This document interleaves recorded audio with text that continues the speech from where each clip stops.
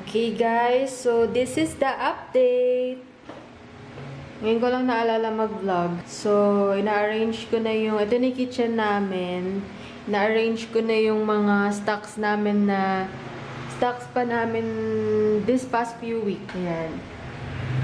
So, yeah, dito dapat may oven dyan. Kaya lang, feeling ko, dito ko na lang ilalagay sa taas ng range hood sa loob niyan.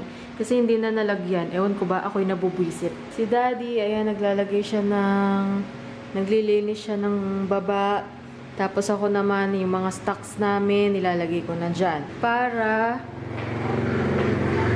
wala na kaming gagawin. Kasi guys, hindi kami nauubusan ng trabaho. Talagang as in, Monday. Morning hanggang gabi, nagtatrabaho kami. So, umaalis na lang kami ng bahay na, tingnan nyo naman itsura ko. Kakatapos ko lang din mag-layout. So, pagbaba ko dito, ganyan. And, na-realize namin na baka sa darating na araw pa kami nag-ayos, wala na kaming matrabaho. So, andito lahat ng, dito muna namin nilagay lahat ng stock. So, ito na yung room. Yan, nandito lahat ng stocks ngayon. And, yung mga yan yung mga inaayos ko dun sa cabinet namin. So, ito, mga bagong gamit namin yan. Hindi ko pa din, guys, naaayos. Kasi nga, wala na talaga kaming time. So, iayos natin yan ngayon. And, i-clear muna natin yung ibabaw bago tayo maglagay ng cluttery. So, sila, Zoe, andito din sila sa baba. And, ayusin natin guys. Sobrang kalat pa. Kaya, magbablog tayo ngayon.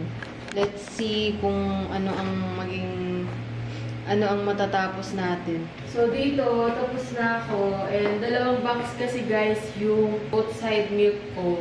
So, iniisip ko kung dun ko siya ilalagay sa taas, baka bumagsak yung cabinet. Kaya dito na lang muna sa baba, pag may space pa. Wala na sa room. So, ayan. Yan lang yung stocks natin kasi hindi pa tayo nakakapalengke.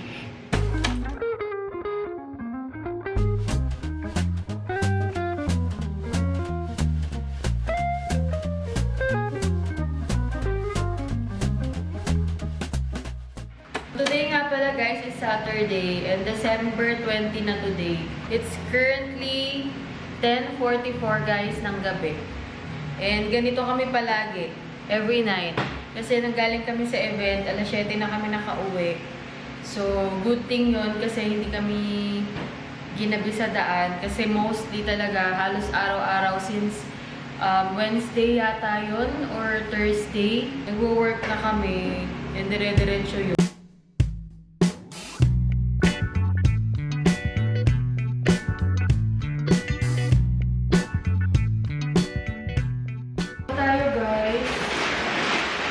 Mag-haul tayo guys ng mga pinamili namin gamit dito sa kitchen. Ito yung mga usual na needs dito sa kitchen. And hindi pa kami ganong bumibili ng isang bugso. Ito lang talaga yung mga kailangan namin kasi wala kaming mga ganito. Meron actually, pero syempre, since bago yung house, kailangan talaga is bago lahat. So, bumili kami ng cookware. And this is from Metro. Lahat ng to guys, sa SM Dep lang namin binili. Kasi napadaan kami dun ng isang araw. Ayun, bumili na din kami ng cheese. Tapos tong chopsticks. Ayan, super cute. Tignan nyo, ang cute ng chopsticks. 99 pesos ka. And since naka-sale din talaga ngayon, sale kasi diba sa mga SM ngayon, sa mall. So, nakabili kami ng lahat, halos lahat ng mga nabili namin. Sale sila lahat. So, ito, knife na maliit. Meron kasi yung binigay yung kapatid ni RJ sa amin na knife yung malaki. Pero since hindi naman namin kailangan ng malaking knife all the time, bumili na din kami ng maliit na knife. So, mga ganito, pang soup. Ayan. And, scissor na din. Lang natin itong isa. Actually, dun kasi sa SM, madami din talagang pagpipilian. Nanggaling kami sa SNR nung nakaraan din. So, yung mga nabili lang namin, mga appliances like kettle, ito nabili ko. Ito, nabili ko to sa SNR, guys. Actually, doon talaga dapat kami bibili ng mga ganito. Kaya lang, hindi ko alam nagkakaubusan. So, nakasale din kasi sila. And, ayan, bumili. Mura lang to, guys. 99 pesos, 3 piraso na siya. Ayan. Another one is, pag nagno-noodles kami ni RJ, pwedeng gumamit ng ganito. Kasi usually, yung isang malaking mangkok. Yan lang, puro cookwares lang. Pero hindi naman sila mahal eh. Actually, nakasale pa nga yung iba. Itong mga nakasale to, guys. Pero dinagdagan ko pa kasi nakasale. Sana pala doon na lang kami bumili. Pero, kung bibilin ko to, 100 ang 3 piraso. And 3 pirasong knife. Doble yung price niya. Pero yung quality naman niya is maganda naman. Kasi ano naman to, Max. Ano pa, Mass Flex yung ano niya, yung brand niya. So, nakasale sila. And bumili na din kami ng So, bumili na din kami nito. Kasi usually, pag yung kumakain kami ng, alam nyo na, di ba? And then, ito, yung teaspoon. Plate, mayroong bisita. Kasi ang hirap puro mahirap kasi puro lang yung guys, babasagin. Especially, plate namin is super bigat talaga.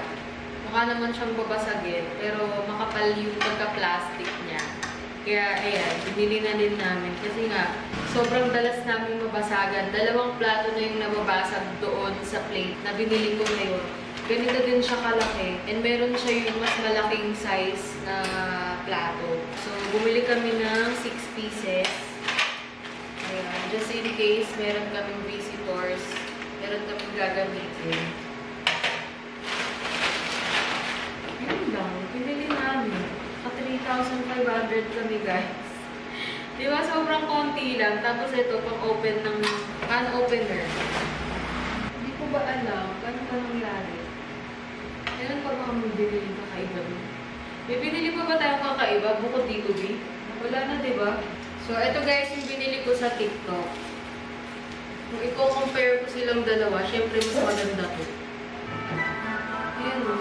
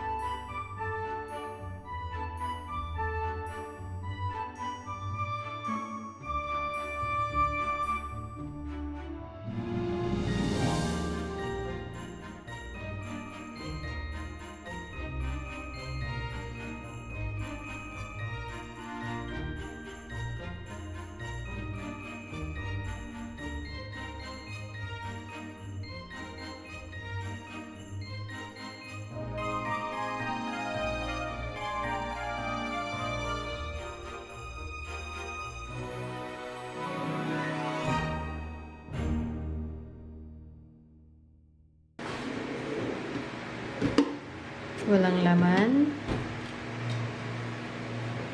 May laman. And then the last one.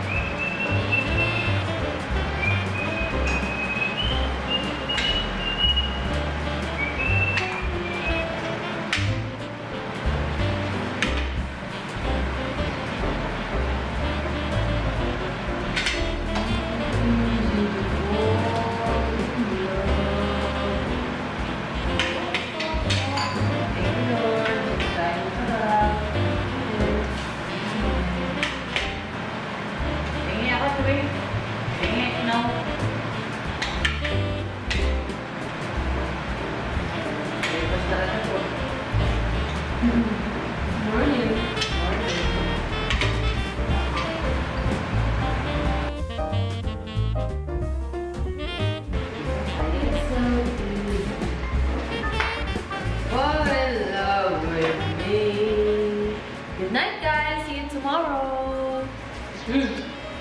Halika, umihin muna kayo. So, guess what guys? It's 1:45. 12:52 na. And nakita nyo naman, ayan yung pinagkainan namin. So, first time ko nga palang magluto dito sa kitchen namin. And, ala lang, nakaka-happy lang. So, ayun, sobrang haba na guys ng naging vlogmas ko. And hindi ko alam kung hanggang ilang part to. Kasi, since the day na nag-vlog tayo, hindi na ako nakapag-edit. So, dire-diretso yan from umpisa ng December. So, ayun, hindi ko alam kung hanggang ilang part. Pero, matutulog na kami kasi meron pa kaming event tomorrow. Pero, 1 pa naman yun. Pero, usually kasi nagigising talaga ako 6:30 na ng umaga. Talagang exactly 6:30 guys ako nagigising. Nauuna pa ako sa alarm ko. Yung alarm ko 7:30. So, sana lang talaga. Kasi usually, kadalasan talaga ganito kami natutulog. Dahil nga, hindi kami matapos-tapos. Nakita nyo naman kung gaano pa kakalat dito sa baba. And, ayan, wala pa akong mga organizer ng mga sapatos. Ayan, hindi pa to natatapos. Yung pader dyan, dito sa kitchen. Kaya madumi pa siyang tingnan. Kasi nga, hindi pa din talaga siya tapos. So, kami na yung nagta-touch up ni RJ kasi hindi talaga kayang, ayan, wala na ano ko. Hindi talaga kaya nang gumawa na ganun kapulido. So, yung mata ko kasi guys, sobrang medikulosa. So, hinahanap-hanap ko yung wala akong makikitang hair cracks, mga butas, ganyan. So, yun lang guys. Tomorrow, hindi ko alam kung makakapag-vlog ako. Pero hanggang bukas na lang yung event namin this week. So, ngayon, mamaya. Kasi Sunday na ngayon, 21 na. So, 4 days to go. Christmas na guys. Hindi na ako nakabili ng Christmas tree. Next year na siguro pag kompleto na yung gamit dito sa baba. Kasi talagang hindi namin kayang isabay sa trabaho guys yung pagbili-bili ng gamit. So, hindi ko na din maharap bumili ng organizer. Hindi pa naman sure kung makakahanap kami ng sofa para dito sa loob, sa sala namin. And hopefully meron. So, yun lang. Good night everybody! Next year.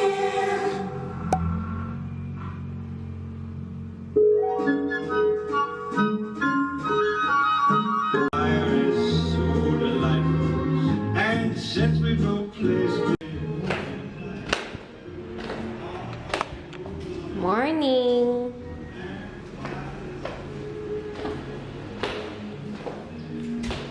So, we're going to cook breakfast today. Today nga pala guys is December 24 and we were making coffee. Tada!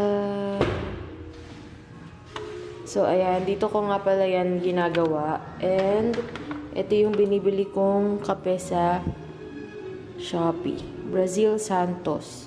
So, ito guys, pinakamasarap na tong brand na natikman ko. And, meron akong isa. Tinapon mo na, Babi?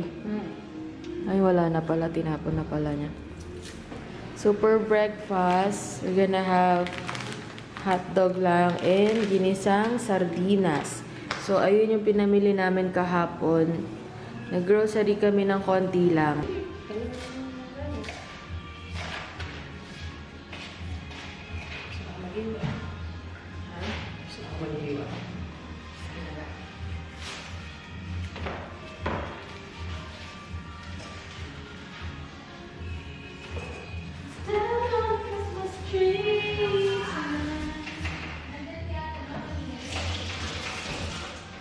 So, konti lang guys yung pinamalengke namin. Dahil, for stocks lang to. And yung mga ibang kulang lang dito sa bahay. So, alam niyo naman kami, hindi talaga kami para stocks ng pagkain. Kasi nga, mabilis akong tumaba. So, bawal akong mag-stocks ng pagkain. Wala ako ng ganitong mug. So, super cute lang niya, guys. And 50 pesos lang isa din. Konting mga chips. And tissue paper. Tapos, ito yung mga gamit dito sa bahay. Colgate, shampoo. Just in case magluto kami ng, narinig nyo ba yung music ko sa taas? Patay ko kaya muna. So, ayan, pinatay ko yun. Hiningal ako. Great food lang namin. Mga snacks pag nagugutom at tinatamad ng lumabas. Just in case magluto kami, bumili kami ng ingredients. So, ito lahat ng po, ilalagay natin siya sa charcuterie board natin. Tapos lalagyan lang natin ng konting fruits. Disposable, plates, and cups. Tapos mga konting sorry. Pang stocks lang to guys dito. Para meron na lang yung cabinet or pantry, mini pantry dito sa kitchen.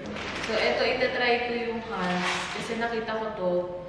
And masarap kasi yung hands guys. Lagi kong hinahaluan ng hands yung spaghetti na ginagawa ko. So, nag-try ako ng tomato, basil, and cheese yung flavor niya. Try natin yan. Kasi ayan, paborito ko talaga siya. Diba? Ito yata yung nilalagay sa lasagna. So, i-try natin yan kasi mukhang masarap siya. Kalilimutan ng asin. Super ano pa dito guys, super liwanag pa. Kasi wala pa kaming blinds. Umorder pa lang ako ng blinds. Kaya mainit pa dito sa amin every morning.